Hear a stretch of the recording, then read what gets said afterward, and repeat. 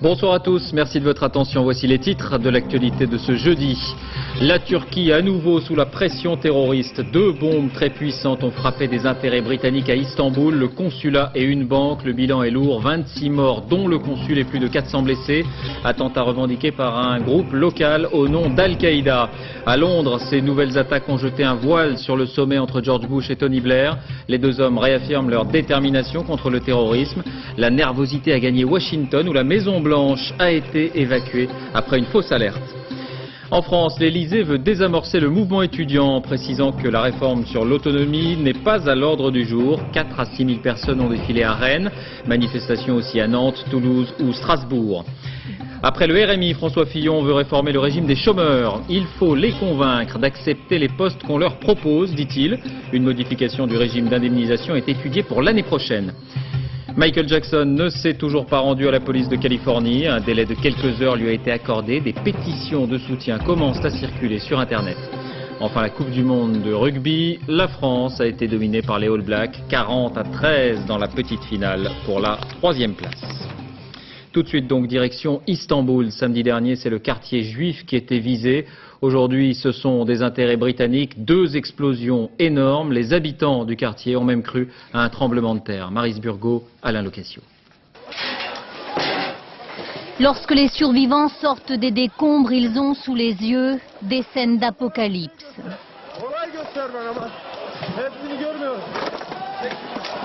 Quelques voix affolées déchirent de longs moments de silence hébété. Une voiture piégée vient de faire exploser le consulat de Grande-Bretagne à Istanbul.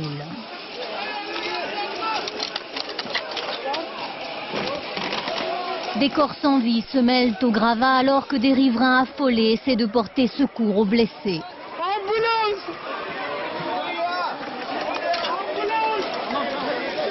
Istanbul vient d'être plongé dans un invraisemblable chaos.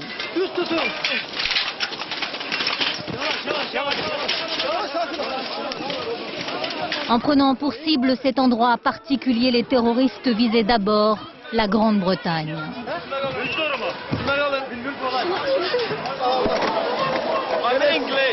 Je suis anglais. J'y vois plus rien. C'était une camionnette verte, oui je l'ai vue. Elle a tout détruit dans la seconde. Il ne restait plus rien.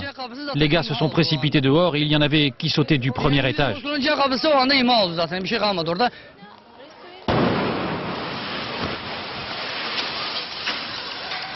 L'explosion, filmée par hasard par un amateur, a eu lieu dans un des quartiers historiques de la capitale turque.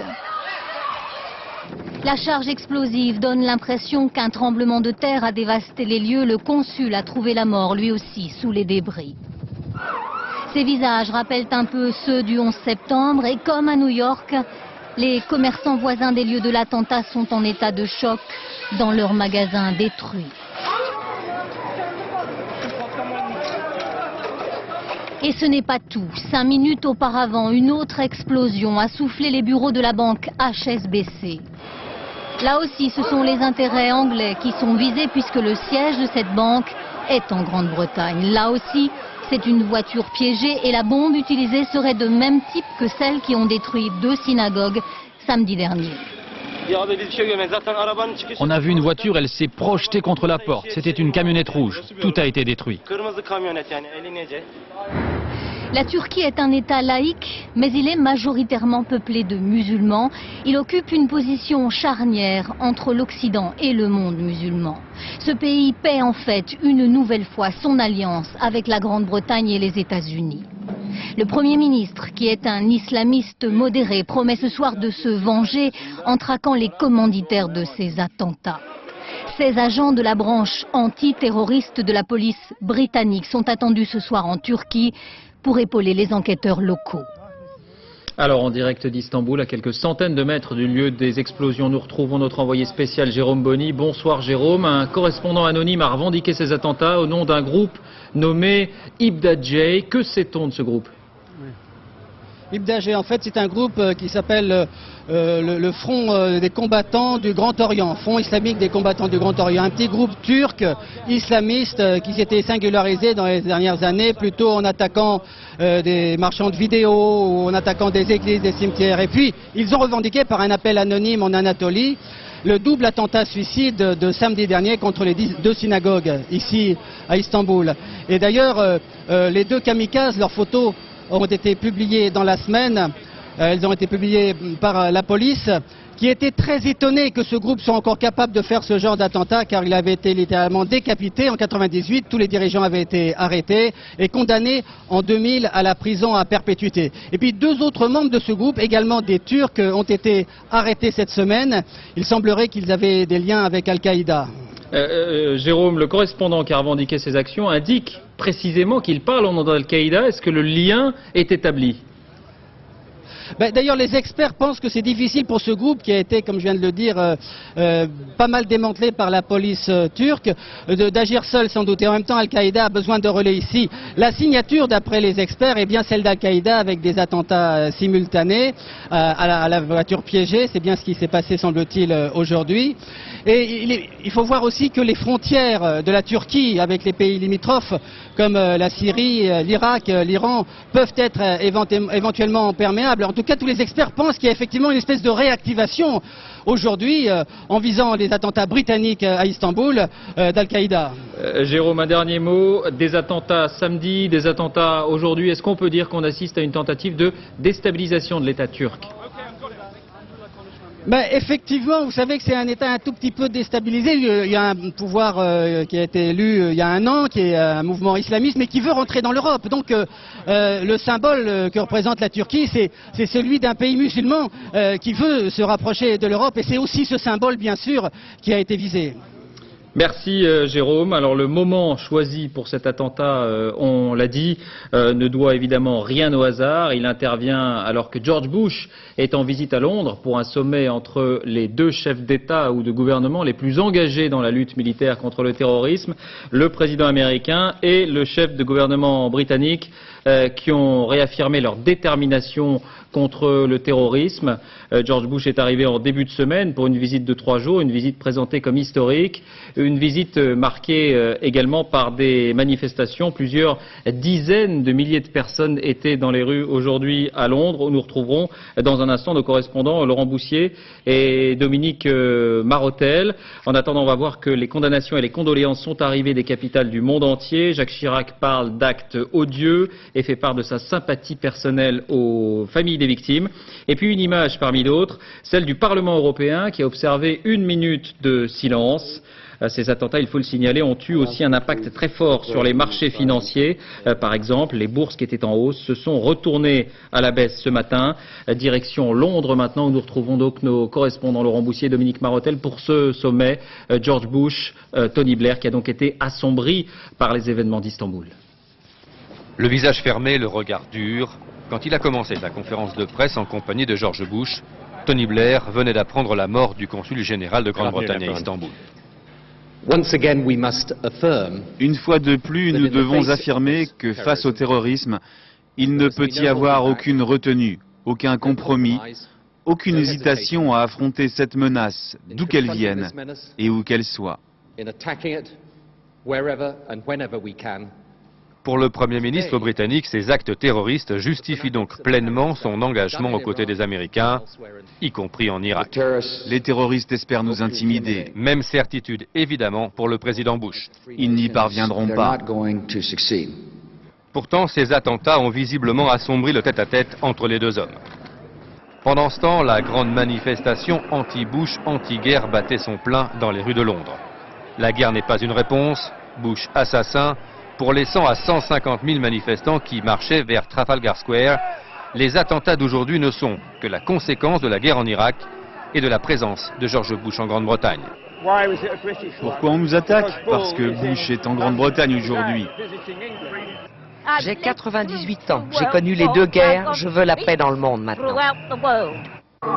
Plus les gens seront opprimés, plus ils se vengeront. Tout ça est à cause de Bush. Clou de cette manifestation, une statue en papier mâché à l'effigie de George Bush, renversée symboliquement pour montrer à quel point le renversement de celle de Saddam Hussein à Bagdad le 9 avril dernier était truqué. Le succès de cette manifestation et les attentats d'Istanbul sont évidemment deux gros pavés dans la visite de George Bush en Grande-Bretagne. Quant à Tony Blair, qui a dépêché d'urgence son ministre des Affaires étrangères en Turquie, il peut craindre maintenant une radicalisation de l'opinion publique britannique. Oui, et puis climat de nervosité aussi à Washington où, fait rarissime, la Maison-Blanche a été évacuée quelques heures plus tard après une fausse alerte, Alain de Chalvron. Oui, je crois même que c'est la première fois que la Maison-Blanche a été évacuée depuis le 11 septembre. Ça n'a pas duré longtemps, vous l'avez dit, c'était une fausse alerte. On avait cru voir la trace d'un avion se dirigeant vers la présidence. Deux chasseurs F-16 ont donc pris l'air, mais n'ont rien trouvé. Sans doute une mauvaise interprétation d'une image radar. Mais ça en dit long, oui, effectivement, sur la nervosité qui règne ici à Washington. On croit voir dans les récents attentats en Turquie aujourd'hui, mais hier en Arabie Saoudite ou à Nasiriyah en Irak contre les Italiens, on croit voir dans cette vague d'attentats une offensive peut-être très sérieuse, terroriste, contre l'Occident. Et donc on veut protéger le territoire américain, on veut éviter qu'il y ait un nouvel attentat contre, par exemple, des cibles symboliques comme la Maison-Blanche ou le Congrès. Merci Alain, vous en parliez, les troupes américaines qui ont intensifié encore un peu plus leur offensive contre la guérilla en Irak. Elles affirment avoir fait échec à plusieurs attaques, tuant 14 combattants présumés. 160 personnes ont par ailleurs été arrêtées. Pour la première fois hier, l'aviation est intervenue dans l'agglomération de Bagdad.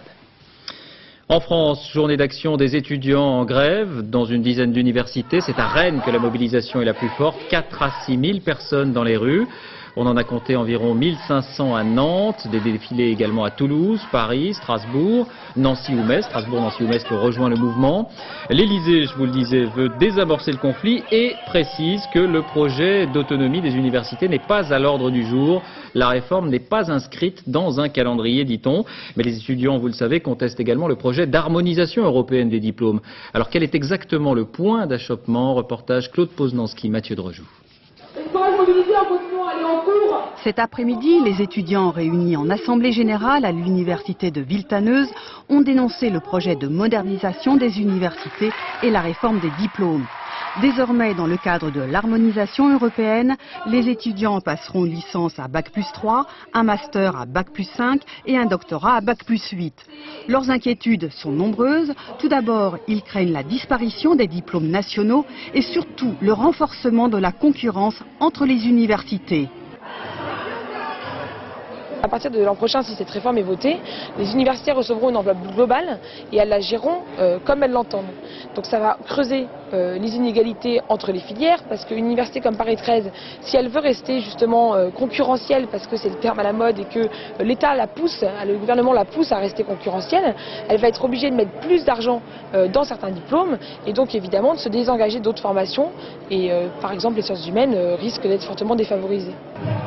Il n'est absolument pas question de cela, estime le président de l'université. Pour lui, c'est un faux débat.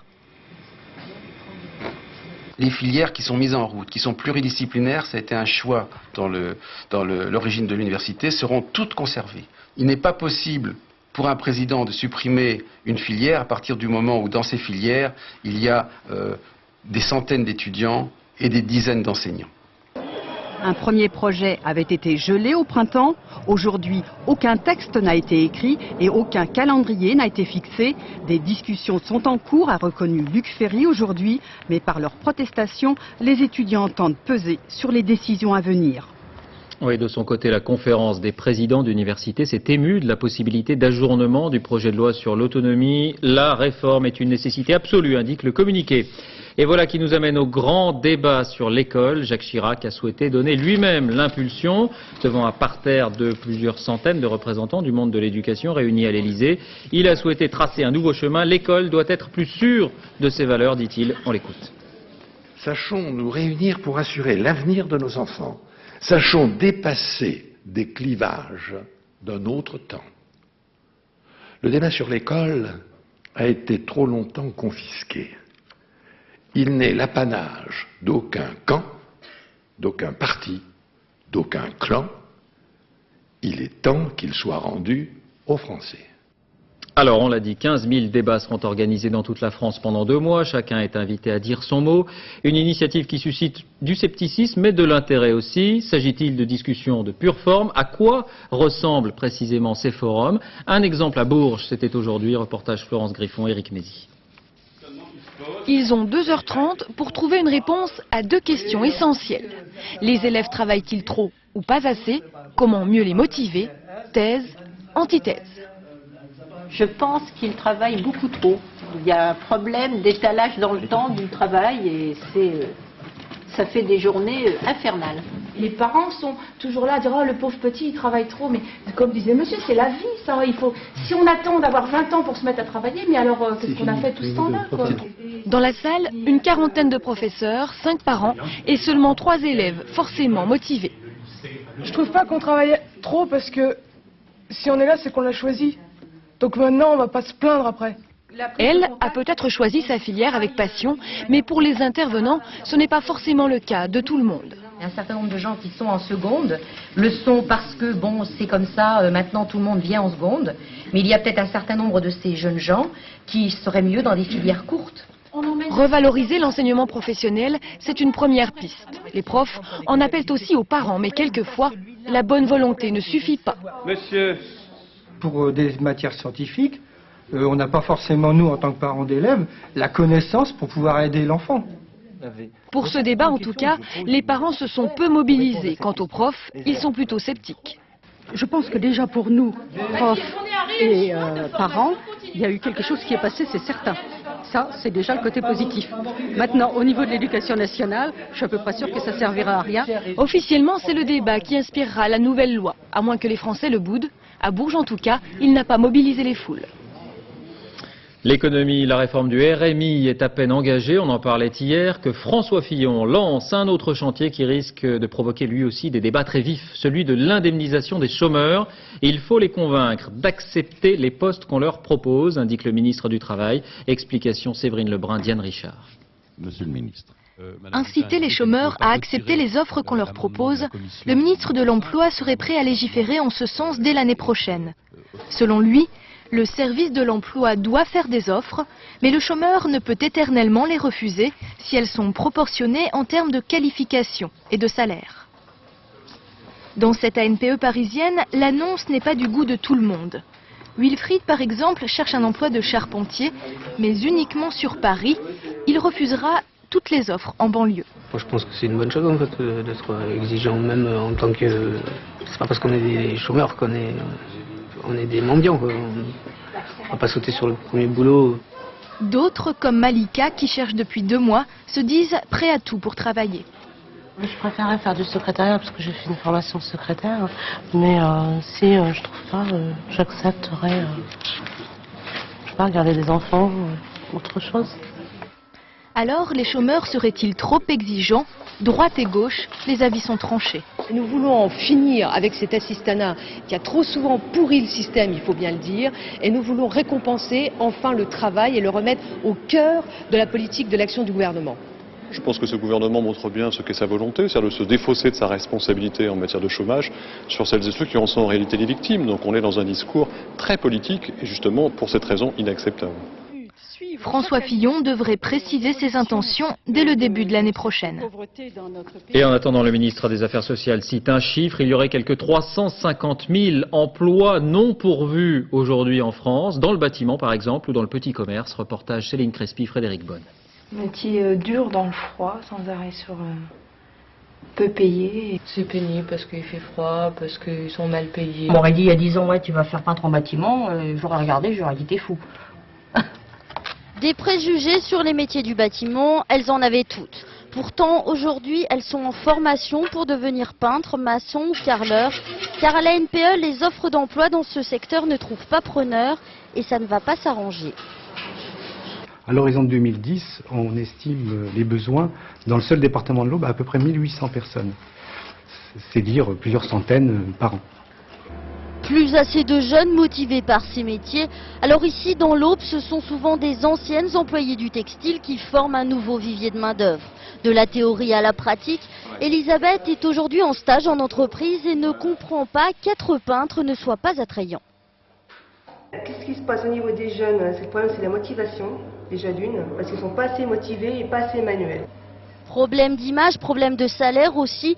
Les jeunes orientés dans ces métiers le sont souvent par défaut. Il y a quand même un fort pourcentage de jeunes qui quittent le bâtiment tout de suite à la sortie du CAP. Parce que, pourquoi, à mon avis, c'est parce qu'il y a eu un problème d'orientation qui n'a pas été bon. Manque de bras, c'est aussi un problème dans les métiers de bouche. Ici, on recherche un boulanger. Et justement, ce jour-là, Anthony, 19 ans, se présente pour la place. Mais à l'issue de l'entretien, Anthony refuse ce poste. Ça a marché, mais sauf les horaires, c'est pas inconvénient. C'est-à-dire C'est trop tôt par rapport où j'habite. Pâtissiers, charcutiers ou électriciens, ce sont aujourd'hui des milliers d'emplois qui ne sont pas pourvus. L'économie encore avec les déboires du voyagiste suisse Avion Travel. La société a été placée en cessation d'activité. Résultat, quelques 138 touristes français sont restés bloqués à Saint-Domingue. La plupart d'entre eux ont finalement pu regagner la France ces derniers jours. Christelle Bertrand. Premier jour, vue sur la mer idyllique. Comme tous les films de vacances, ça commence forcément par un tour du propriétaire. Tout se passe bien jusqu'au moment de rentrer en France. Il y avait un car donc, qui devait amener des touristes à l'aéroport et c'est là donc, où ils ont commencé à bloquer donc, le car, les vigiles de l'hôtel. Prenez les photos là! Selon des témoins, les vigiles auraient menacé les touristes avec des armes. Car l'hôtel affirme qu'il n'a pas été payé par Avion Travel, le tour opérateur suisse. Contraint et forcé de rester, le groupe s'organise et contacte l'agence à Paris. Réponse, pour prendre l'avion, il faut payer l'hôtel à nouveau. Dans le hall, la situation est tendue. La cinquantaine de Français se choisit un meneur et appelle l'ambassade de France. Ils ont eu une attitude qu'on estime tous honteuse, puisqu'on pensait en tant que ressortissants là-bas être défendus quand même par l'ambassade. Alors, ils nous ont dit l'ambassade ne dispose d'aucun budget, c'est un conflit financier, débrouillez-vous. Et pour en rajouter dans la malchance, Aéris, leur compagnie aérienne, n'existe plus. Elle vient d'être mise en liquidation judiciaire. Certains vont rester 5 jours bloqués à l'hôtel, le temps que les agences de voyage payent elles-mêmes les séjours et se chargent d'affréter d'autres avions. Quelques jours de plus sous les tropiques, cela il s'en serait bien passé. La mairie de Valence ne veut plus de mendiants dans le centre-ville. Un arrêté a été pris hier. Le maire UMP Patrick Labonne invoque la forte recrudescence des sans-abri depuis quelques mois et un comportement de plus en plus agressif. Sur place, Virginie Fichet, Thierry Monnier. Gino et ses amis ne comprennent pas la décision du maire de Valence. L'été, on les laisse faire la manche devant Monoprix avec 15 personnes. Et maintenant que c'est l'hiver, franchement, on les interdit d'aller dans des squats, on les interdit de faire la manche. Je trouve ça vraiment désespérant. L'arrêté de Patrick Labonne sonne comme un rappel à l'ordre. L'ordre public, plus exactement, menacé selon lui par les comportements agressifs de certains ASF. Nous avons des SDF qui, sous l'emprise soit de la drogue, soit de l'alcool, sont d'une agressivité telle que les gens ne peuvent plus se balader dans les rues piétonnes. Donc c'est bien une mendicité agressive. L'arrêté du maire interdit cette mendicité en particulier, mais aussi la consommation d'alcool sur la voie publique. Une réponse aux riverains et commerçants du centre-ville dont les plaintes affluent depuis quelques mois en mairie. Qu'on nous laisse le droit de travailler. C'est-à-dire que, effectivement, des clodos couchés par terre avec des bouteilles et des machins et des couteaux, moi je dis non. Tous les 200 mètres, t'as pas un euro, c'est assez désagréable. Et moi, personnellement, c'est vrai qu'il m'arrive de changer de trottoir. Aux portes des institutions venant en aide aux plus démunis, les récriminations du voisinage sont plus dures encore. Les associations, elles, craignent avant tout un amalgame malheureux. Il y a effectivement quelques fauteurs de troubles, mais ça n'est pas la majorité. Nous avons beaucoup de gens qui viennent ici, qui sont malheureux, qui sont pauvres, que l'on aide, mais ils ne sont pas agressifs. Donc on ne peut pas les mettre tous dans le même sac. Sur le terrain, la police municipale se montrera plus présente. En 1995, Patrick Labonne avait déjà pris un tel arrêté. Aujourd'hui, il espère que sa récidive aura les mêmes effets dissuasifs avant d'être répressif. En bref, Christian Pierret relaxé. L'ancien ministre socialiste était poursuivi pour des sommes indûment versées à des pompiers de Saint-Dié, la ville dont il est le maire. Le tribunal a estimé que les faits n'étaient pas établis. De nouveaux soucis en revanche pour Didier Schuller qui a retrouvé la prison de la Santé à Paris où il avait déjà passé 24 jours au retour de sa fuite en République dominicaine. Motif, l'ancien élu RPR n'a pas payé la totalité de sa caution. La controverse maintenant sur les chiffres de la délinquance. Depuis 1 an et demi, vous le savez, les statistiques indiquent une baisse assez nette, mais les méthodes employées pour le calcul ont toujours été discutées et elles le sont aujourd'hui encore. Alors il y a la part de la polémique politique, mais on rentre très rarement dans le concret. Voici un cas précis, un cas qui permet effectivement de s'interroger. C'est l'enquête de cette édition, elle est signée Dorothée Cochard, Sébastien Maloiseau. Le centre-ville d'Angers est en émoi. Nous sommes en janvier 2003. Chaque matin, on découvre des voitures aux pneus crevés, 150 en quelques semaines. Jusqu'au jour où la police arrête un homme en flagrant délit. L'homme passe devant le tribunal. Il y est condamné pour les pneus des 2 véhicules qu'il vient de crever. Mais au commissariat d'Angers, on reste persuadé que c'est aussi lui qui a endommagé les 148 autres voitures, à tel point que l'on classe les 150 plaintes. C'est-à-dire qu'on comptabilise non pas 2, mais 150 faits élucidés. Et cela se reflète dans les statistiques. Sur la seule circonscription d'Angers, sur les 10 premiers mois de l'année, l'évolution de l'activité policière est remarquable, et plus particulièrement en ce qui concerne le taux d'élucidation des dégradations de véhicules. En 1 an, il a progressé de 49%. Aux yeux de l'avocat de l'homme condamné, la police joue sur les mots. Si élucider, c'est une enquête qui permet d'imaginer que peut-être un tel a pu commettre tel fait, alors à ce moment-là, effectivement, ils ont élucidé ce jour-là plusieurs faits. Si en revanche c'est obtenir la condamnation de l'auteur, c'est clair qu'en l'espèce, il n'y a pas eu d'élucidation. Au ministère de l'Intérieur, on nie toute manipulation. Selon le règlement, une affaire peut être considérée comme élucidée si l'enquêteur pense avoir suffisamment d'indices. Autrement dit, un cas peut être considéré comme réglé même si aucun coupable n'a été condamné. Selon les syndicats de policiers, de tels arrangements avec les statistiques seraient monnaie courante. C'est de notoriété publique au sein des commissariats qu'il y a des magouilles statistiques pour faire baisser la délinquance. Le ministre met une pression terrible sur les directeurs. Qu'est-ce qui se passe en retour? Les directeurs donnent les chiffres que le ministre veut avoir, c'est tout. Le ministre veut entendre que la délinquance baisse, les directeurs lui font parvenir les chiffres qu'il veut entendre. Sans être aussi catégorique, la plupart des syndicats partagent cette inquiétude sur la course aux chiffres. Le ministère de l'Intérieur vient justement de publier les chiffres de la criminalité pour le premier semestre, et ils sont remarquables. Pour la première fois depuis 1996, le nombre d'infractions constatées a diminué de près de 4%, et le nombre de faits élucidés a augmenté de près de 10%. Mais quel crédit donner à cet indicateur statistique ? Cet indicateur est un indicateur qui n'est pas là pour dire la vérité, c'est un indicateur pour donner une indication d'activité en tant que telle. Et il est soumis à tous les défauts du dispositif. Pour avoir un appareil statistique qui fonctionne, il ne faut d'abord pas laisser ceux qui sont directement concernés gérer leurs propres indicateurs. Il faut que les indicateurs soient gérés d'une manière globale. Un manquement dont le ministère semble fort conscient. Il vient de créer un observatoire dont le but sera précisément de compléter les statistiques et de faire la lumière sur la réalité de la délinquance. Oui, et c'est l'un des dossiers qui sera abordé ce soir dans 100 minutes pour convaincre, puisque Nicolas Sarkozy en est précisément l'invité. Bonsoir Olivier Mazerolle, émission Bonsoir, David. Déjà très commentée, très attendue en tout cas, notamment en raison des intervenants qui vont débattre avec le ministre de l'Intérieur. Oui, c'est ça, le ministre de l'Intérieur aura 4 contradicteurs. Gérard Collomb, le sénateur maire socialiste de Lyon, avec qui il parlera de la sécurité. Christophe Aguiton, qui a créé Action contre le chômage et puis qui est membre d'Attaque, avec qui il parlera de l'immigration.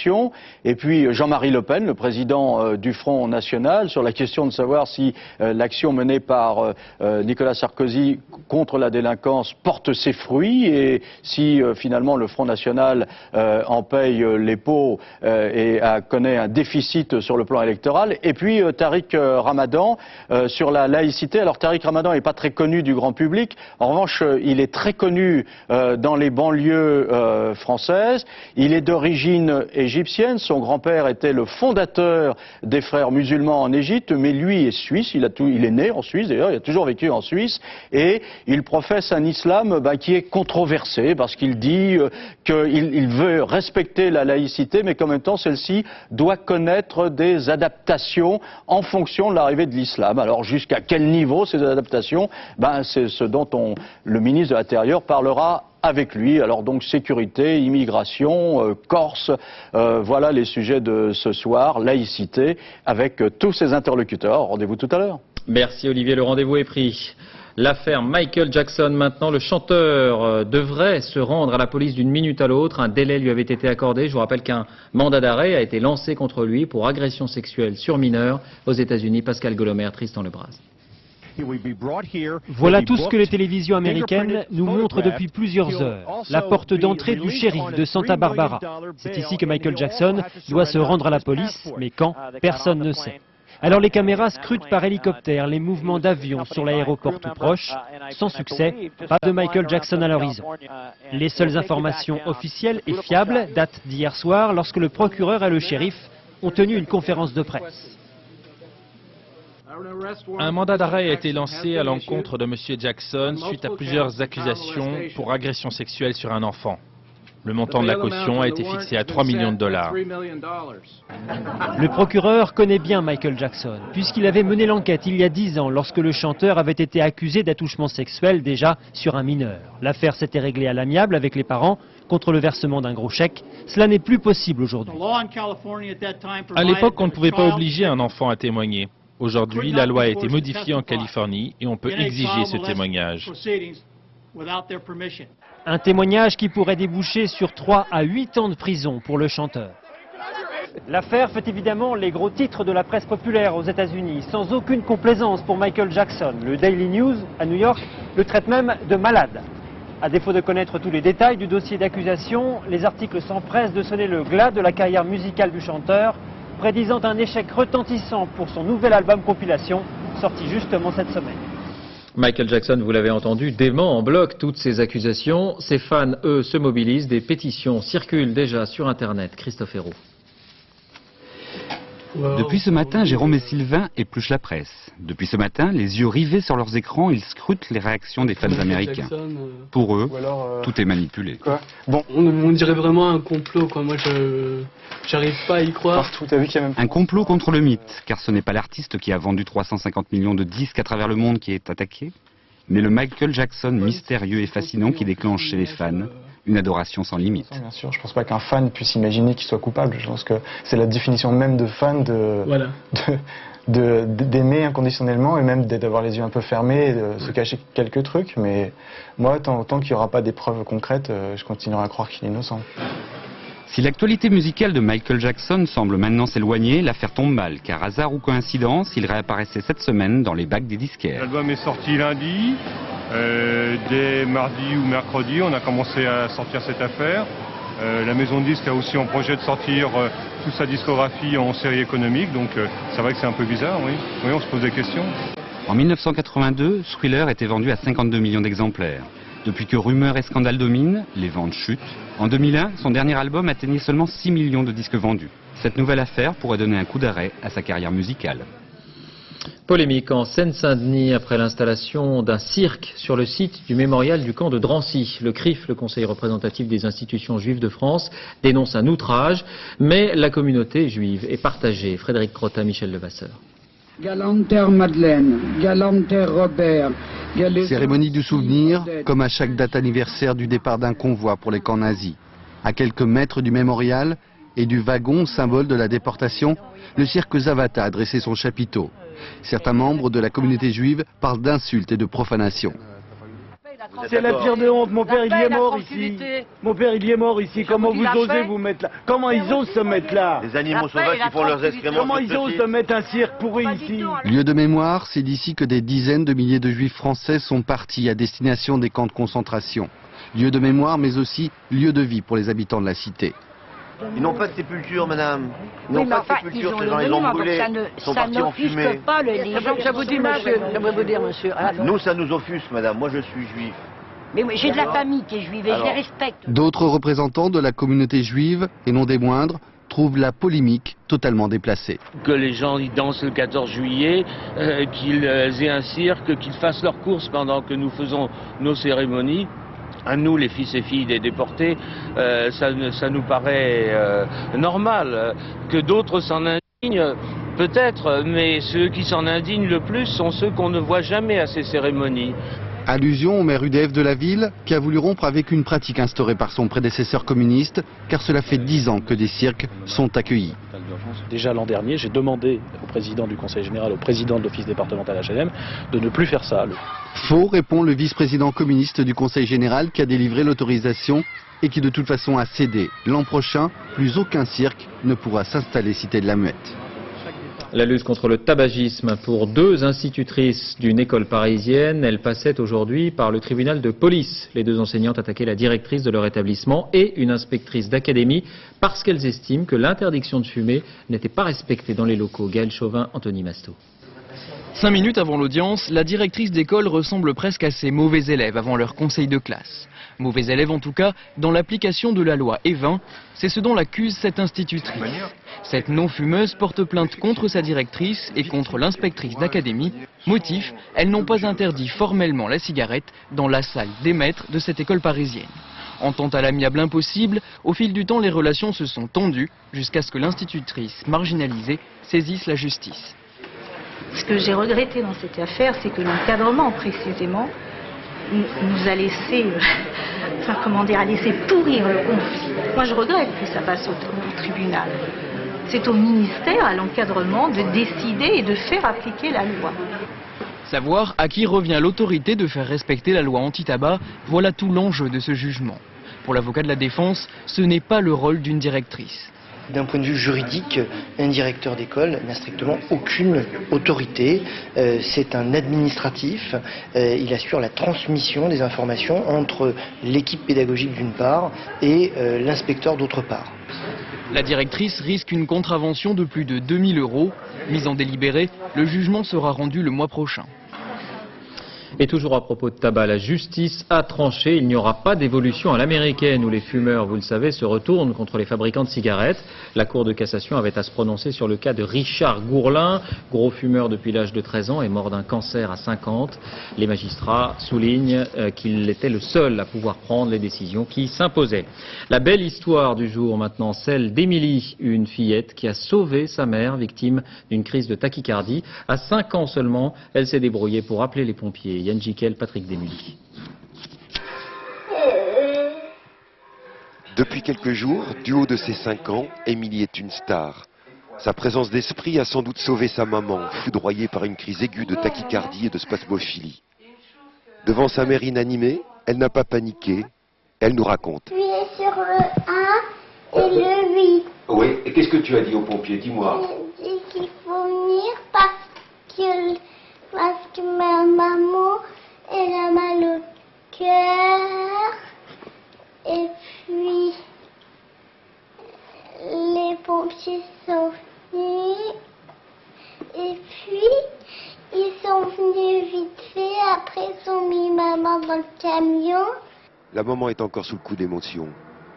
Grâce à elle, elle a pu me sauver parce qu'on ne sait jamais comment ça a pu finir. Et elle a pris en charge sa sœur pour pas qu'elle panique et elle a mis la chienne au couloir. Et une chose que d'autres enfants n'auraient pas pensé. Les pompiers, accoutumés aux appels de plaisantins, n'ont pas douté une seule seconde du sérieux d'Émilie. Avec l'habitude, on s'aperçoit de l'émotion des gens. Donc on a bien vu à la voix de la petite fille qu'elle était vraiment très choquée de ce qui se passait. Aujourd'hui, Émilie et sa maman sont heureuses et espèrent que leur histoire va donner l'idée aux parents d'apprendre à leurs enfants le bâton et les 2 petits ronds qui font le 18, qui peut sauver une vie. Sport, la Coupe du Monde de rugby. La France a été dominée par les All Blacks, 40-13 dans la petite finale pour la 3e place. Sur place, envoyés spéciaux Christophe Duchiron, Jean-François Renoux. Il était 21h50 à Sydney au stade olympique et c'était la fin. Certes pas la fin du monde, mais la fin de l'aventure, la fin des illusions. Le rêve bleu venait de se briser sur les Blacks, la France 4e, logique. Moi je disais avant la Coupe du Monde, il y a les Anglais, les Néo-Zélandais et les Australiens. Je crois que c'est confirmé. Après dans un second temps, il y a l'équipe de France, il y a l'Afrique du Sud, il y a le Pays de Galles aussi qui a montré un beau visage, il y a l'équipe d'Irlande aussi. Je crois qu'il y a 2 niveaux aujourd'hui. On le disait avant la Coupe du Monde, je crois que ça s'est vérifié. Résistants parfois mais dominés voire plus en général, les Bleus ont encaissé ce soir 6 essais face aux All Blacks, ce qui fait son poids au score final 40-13. 4 jours après la défaite face à l'Angleterre, ceux qui d'ordinaire faisaient banquette portaient cette fois le maillot à la place des titulaires fatigués. Mais la fraîcheur des uns n'a pas compensé l'expérience des autres. Pepito Elorga a marqué un bel essai en début de deuxième période. Mais ce fut pour l'honneur, car pour le reste, il est venu le temps des questions et des remises en question. Je crois que pour entraîner l'équipe de France, il faut beaucoup d'énergie, beaucoup d'enthousiasme. Je vais me donner 10 jours de savoir est-ce que j'ai toujours ça, parce que ce sont les principales qualités si on veut bien œuvrer. Les Bleus champions du monde, c'est encore raté. Mais il y aura une séance de rattrapage en 2007 chez nous en France. Alors qui sait? Et puis la finale Angleterre-Australie aura lieu samedi. Après-demain, un match à suivre sur notre antenne à 10h. Football, on connaît les 5 derniers qualifiés pour l'Euro 2004. Une surprise hier soir, la présence de la Lettonie qui a sorti la Turquie, 3e de la dernière Coupe du Monde, grâce à un match nul de partout. L'Espagne, les Pays-Bas, la Croatie et la Russie sont les autres qualifiés de cette soirée. Avant de refermer ce journal, la journée de lutte contre les journalistes emprisonnés. Ils sont 129 derrière les barreaux dans le monde. Initiative comme chaque année de Reporters sans frontières. Et cet album, un recueil de photos d'Helmut Newton, est en vente dans les kiosques. On va le découvrir à 8 €. Les bénéfices serviront à financer les avocats des procès de presse.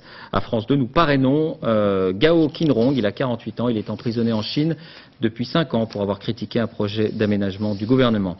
Fin de ce journal, merci de l'avoir suivi. Tout de suite, Point Route, Valérie Maurice, la météo Nathalie Riouet, 20h55. Donc, on retrouve Olivier Mazerolle, 100 minutes pour convaincre avec le ministre de l'Intérieur Nicolas Sarkozy. Dernier journal, 1h-10, Jean-Claude Renaud. À 6h30 Télématin, dans les 4 vérités, Françoise Laborde recevra le secrétaire d'État au commerce Renaud Dutreil. 13h, Daniel Bilalian. Et ce week-end, vous retrouverez Béatrice Schoenberg. On se quitte sur ces images du train qui a été plus vite que le TGV, baptisé Maglev. Il est japonais et il a atteint les 570 km/h. Des tests sans passagers étaient effectués hier dans le centre du pays. À lundi.